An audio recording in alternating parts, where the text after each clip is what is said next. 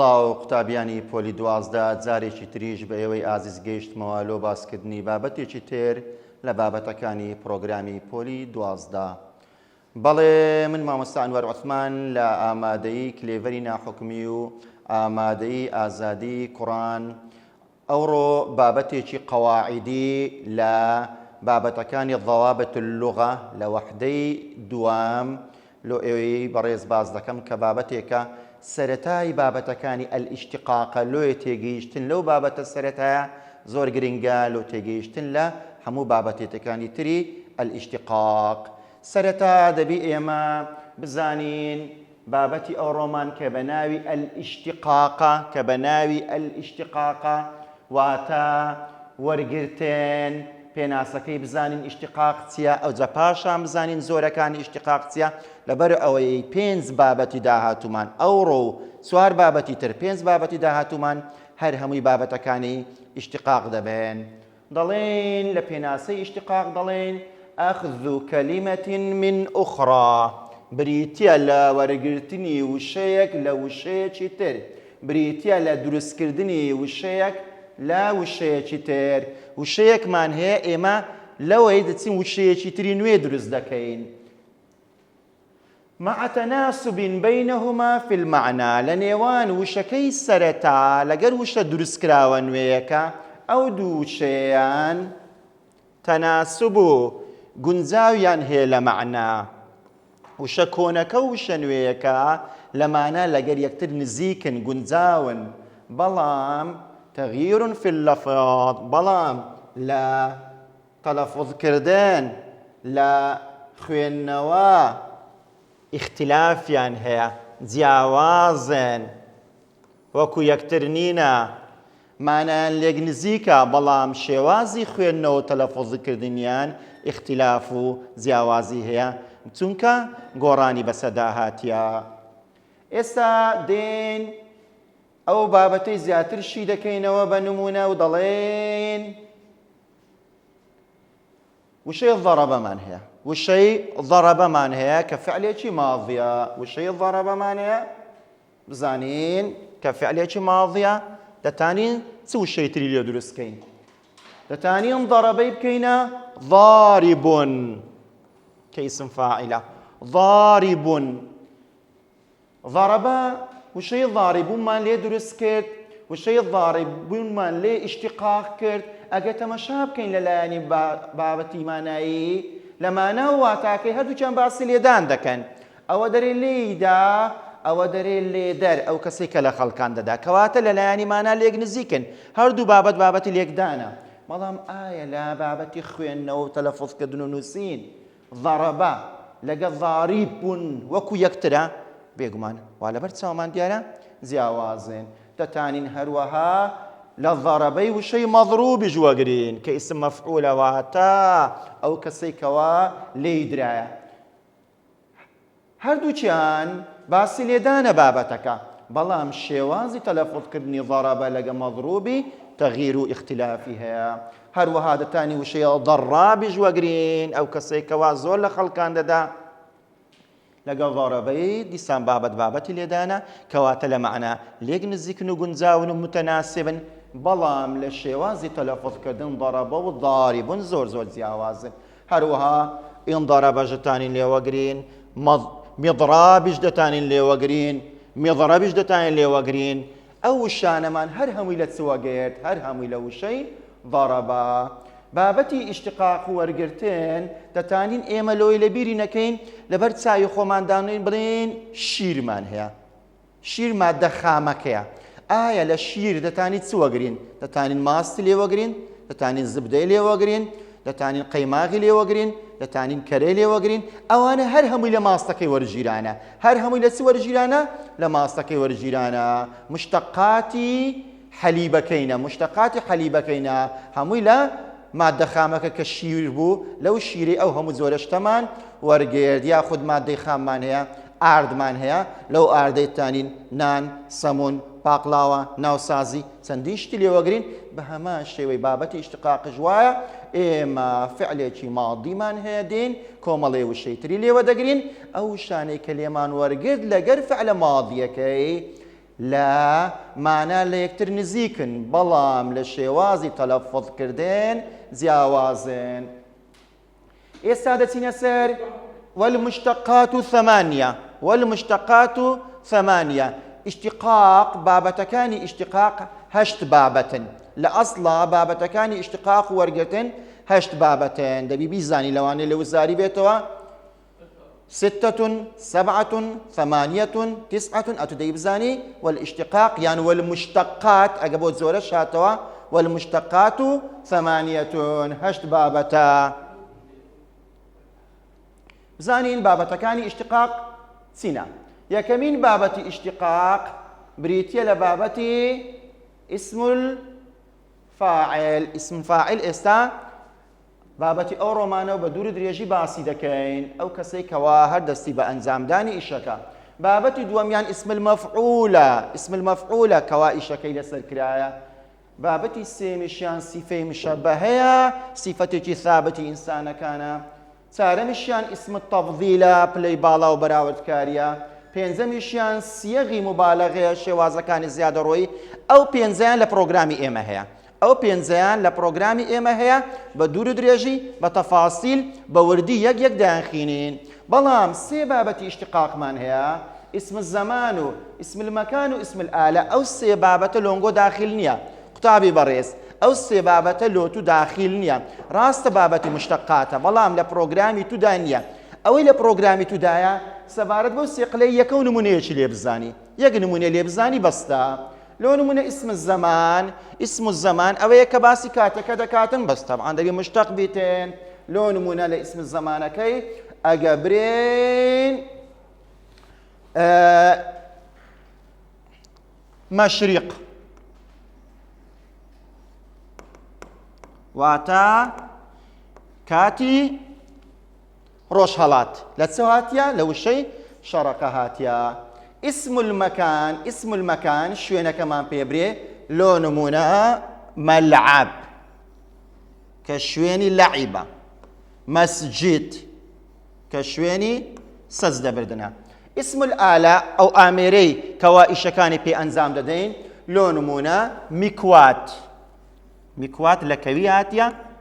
واتا أتي ياخد دتاني برين من شارج أوي كواشتي بي لتلدكين سبارد با اسم الزمان اسم المكان واسم الآلة أو سيلة و بروغرامي تو داخلنيا سون درز دبي و إشي كردني سونا هيتسي لوتونية أوي لوتوتنا يكون نمونية چلي بزانا لبرو إلى كتاب نمونية لي باس كديو زاري تشيشيان يقلوانا لو زاري هاتي تو لو يبيوستو أو نمونينا أو كتابي بيزاني أو سبارد با بابتكاني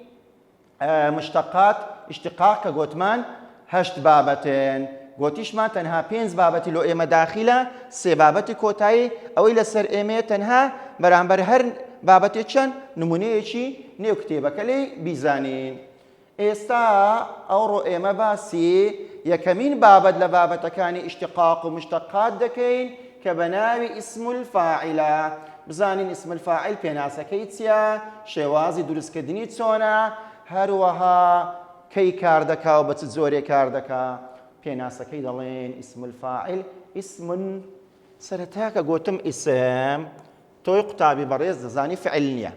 او استا اسم الفاعل هنا وكي دياري اسم الفاعل يعني الناوى يعني راستا لأصلا فعل بوا بلام استا فعل نمايا لأصلا شيرك نما بويت ماست اسم خاڵی دووەمی مشتق اسمێکی چۆنە اسمێکی مشتق وەرگیراوە بەڕێزم قوتابی خۆشەویست بزانە اسمەکان دوو جۆرن هەندێ اسممان هەیە مشتق نینە جامدن لە هیچ وەرنەگیرانە لۆ نمونە وشەی قەلەم هەر لە بنەڕەت لە فعل وەرنەگیرایە رجل لهيز ورنجرا باب هرب لابن غرا لابن رضرا ناوى ولد لابن رضرا ناوى أوانا بابتي مشتقات نينا بلام بابتي مشتقات إستا ناوى بلام لأصلا لفعل ورجيرا لو يكدر مشتق بزانا لأصلي خوي ناو نبوة بزانا لفعل ورجيرا کە گوتم مشتق یەکسەر ببیریت بێتەوە یەکێکە لە هەشت بابەتەکەی یەکێکە لەو هەشت بابەتەکەی کە تازە باسمان کرد ئیسم فاعل و ئیسم مەفعول و سیفەی مشەبەهە و سیغەی مبالغە و ئیسم تەفضیل و ئیسمی زەمان و ئیسمی مەکان و ئیسمی ئالە اسم مشتق باشە لە چ وەرمانگرتیە مشتقە لە چە من الفعل طبعا بابەتی اشتقاق ئێمە هەر هەمووی لە فعل وەردەگرین هەر هەمووی ڕاستە ئێستا ناوە بەڵام لە فعلێک وەرمانگرتیە بەڵام چ جۆرە فعلێک ئاگدار بە ئەو خاڵە گرنگە ئەو فعلەی کەوا ئیسم فاعلمان لێوەگرت دەبی فعلەکە مبني للمعلوم بي إما لزماني عربي فعل مان هي مبني للمعلوم كبكركي ديارة هي تشمع مبني للمجهول كبكركي ناديارة أو بابتي أو رومان كاسم الفاعل لمبني للمعلوم ودجري لبكر ديارة كان كي جيشنا اسم المفعول أو كاتب يتاندرم أو يان لمبني للمجهول ودجري بكري ديار أو زانيمان بيناسكي تيا ولا تشمع وقت ئێستا دەمانەوێت دەلالەکەی بزانین مانا و دەلالەی اسم الفاعلی بزانین يدل على دوو دەلالەی هەیە چەند دەلالەی هەیە دوو دەلالەی هەیە یەکەمیان معنى مجرد مانای شتێکی بەرجەستە نەکراو مانای شتێکی معنەوی مادی نەبیتن کە چییە معنەویە غیر مەحسوس واتادارە بەڵام بەرجەستەکراو نییە ناگیرێ حادث ڕووداویشە ڕووشیدایە ئەوە مانای یەکەمی مانای شتێکمان دەداتێ کەوا واتادارە معنەویە ئەو شتە بەرجەستەکراو مادی نییە طبعا حادث و ڕووداویشە مانای دووەمیان وعلى فاعله مانای ئەو کەسەی کە هەستایە بە ئەنجامدانی ئیشەکەی ئەو شەخصەی کە هەستایە بە ئەنجامدانی ئیشەکەی ئێستا نمونەیەش دەینەوە لەوەی لەو پێناسەیە بگەین بزانین مانای واتادارەکە چییە ئەو مانای ئەو کەسەی کە هەستایە بە ئەنجامدانی ئیشەکەی ئەوەیان چییە دەڵێن لۆ نمونە ئەگە باسی وشەی عادل بکەین باسی چ بکەین وشەی عادل طبعا دەزانین عادل اسم فاعلە لە چه هاتیە لە فعلی عدل وەرگیرایە عادل بزانن مانای چمان دەداتێ یەکەمین مانای عادلی تدل على أمرين معا طبعا دوو مانای بەیەکەوە هەیە یەکەم العدل مطلقا مانای دادپەروەری دەدا دادپەروەری چەمچێکی معنەوی غیر مادیە ناگیرێ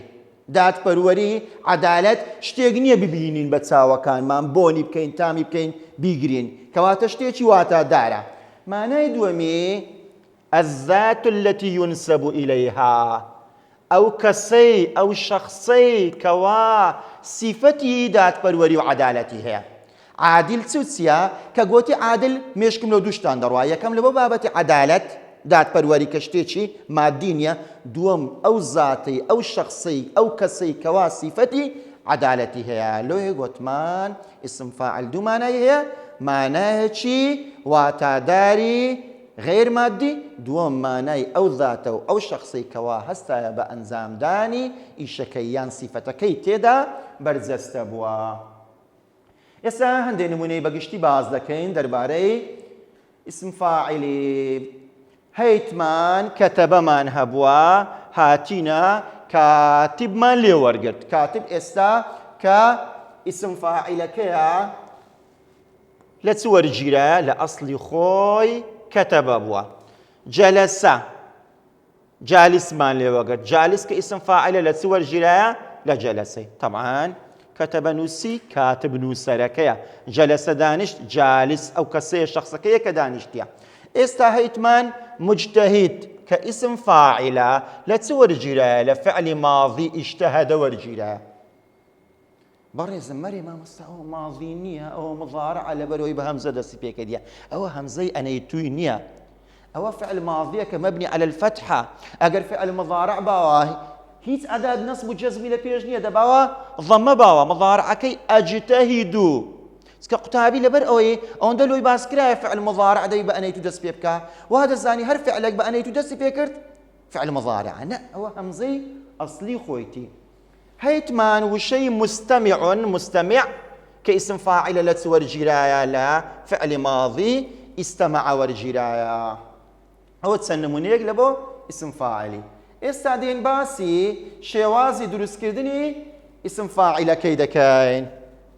شێوازی دروستکردنی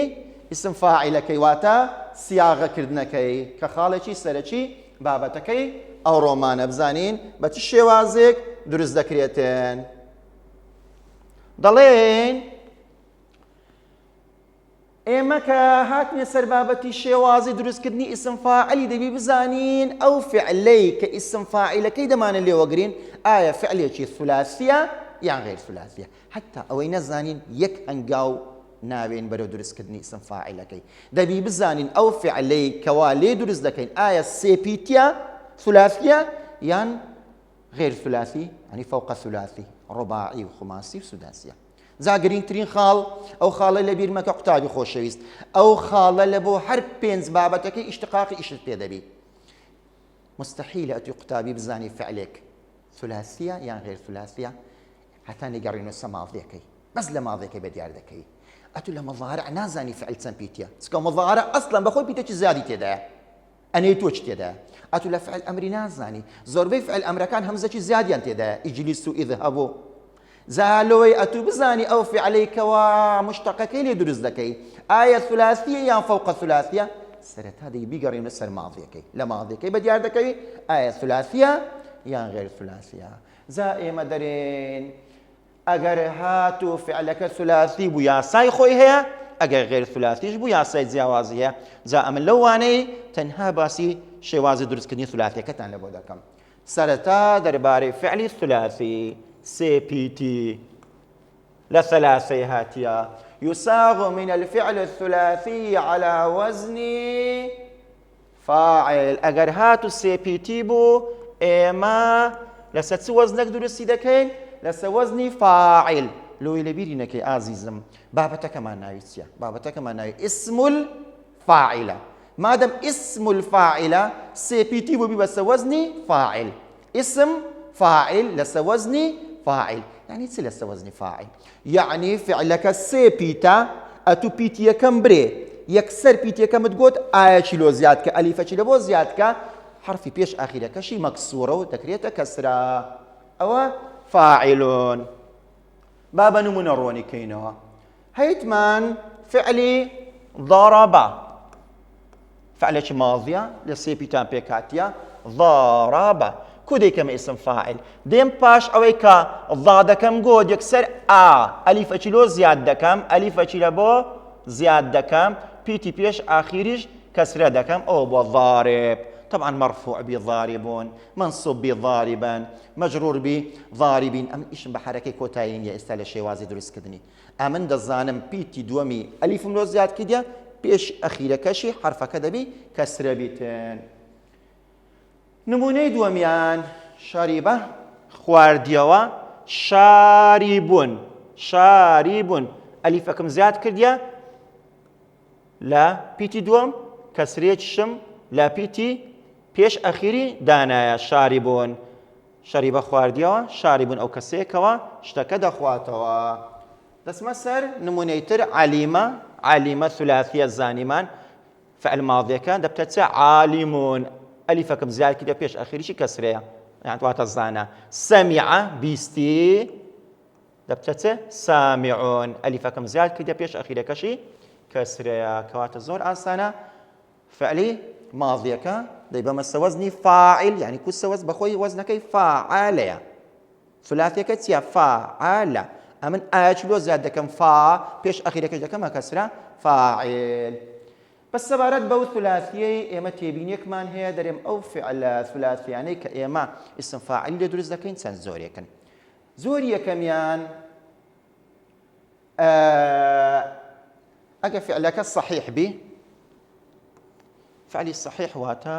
هیچ حرفی عیلەی تێدا نییە هەروەها هەمزەشی تێدا نییە شەدەشی تێدا نییە ئەوە صحیحی پێ دەرێن سالیمیشی پێ دەرێن. بەڵام ئەگەر هاتوو معتل الوسط بوو واتە پیتی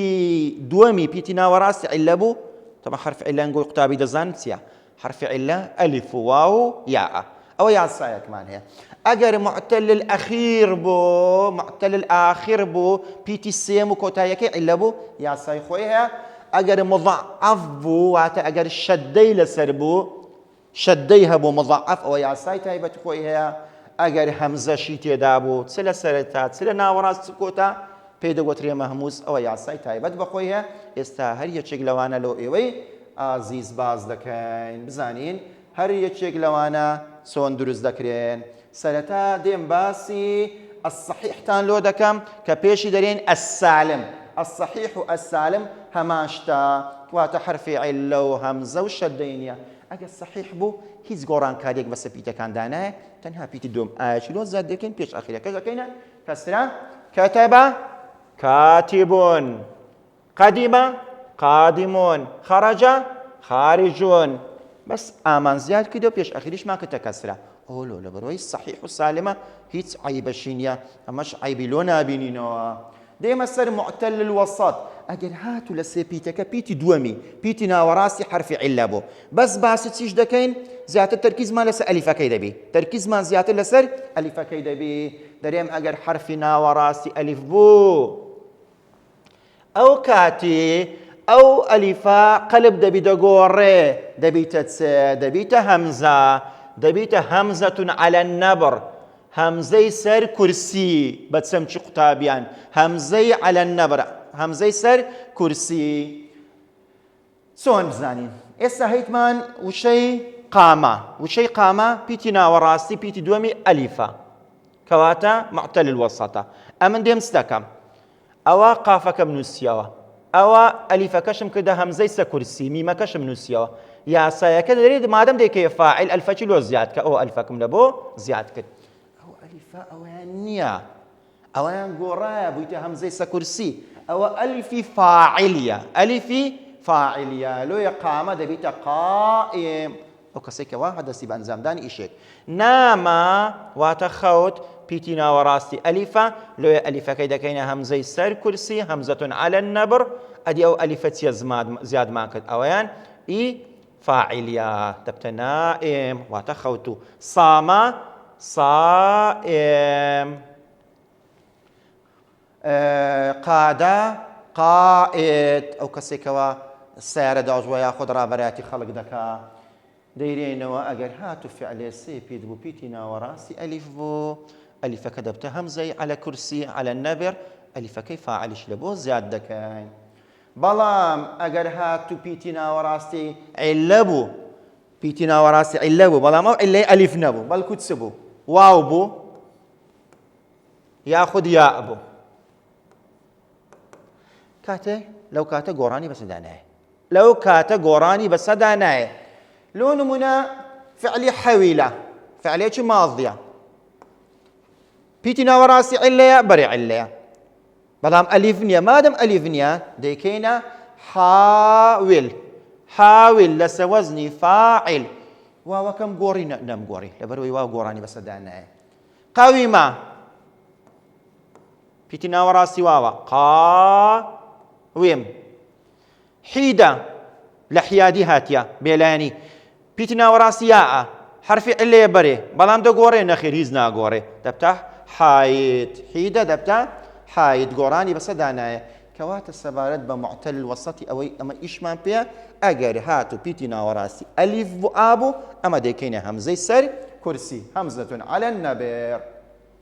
إسا أو السبارات بالصحيح وبمعتل الوسطي بلام زانين معتل الآخر معتل الأخير أجا بيتي أخيري علة بزانين أو كاتي سون اسم فاعلكي درز دكاين ضليم كاتي كوا هيتمان ساعة سم بيتا سي بيتي كوتا يكيتيا حرفة علة كألفة كاتي كوا اسم فاعلي لدرز دكاين أو ألف دبيتيا أو ألف دبيت سببتيا دبيت سدبت ساعي ساعة هولدا ساعي أو كسيكا هولدا أو زاني من ساعي بلام ما دام نكيريا ألف لامي بيونيا لحالة رفع جر، لحالة رفع جر، يعني أجا مرفوع بيا مجرور بو دبي أو يا حذف كريه كحذف ما كرت تعويزي دك موبت تعويزي دك موبت تنويني كسرة سعى أو ألف دبيت يا ساعي ما دام نكرة وتألف لامي بيونيا لحالة رفع جر أو يا حذف دكين تعويزي دكين بتبا كسرة وكتسة وكو الرمى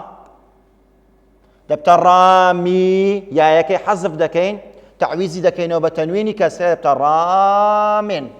رامين أو كسيك واشتش رامي دكا ودعا بيجيتين دعا ككوتاي بألفاتية أو ألفي قصيرة بو والله ما هو طويلة دعا بانجوازي كت دبتا داعي بانگوازکار بەڵام لە حالەتی ڕەفع و جەر لەبەر ئەوەی ئەلیفلامی پەیوەنیە یایەکە دەڕوا و دەبیتە تەنوینی کەسرە داعن قەضا حکمی کرد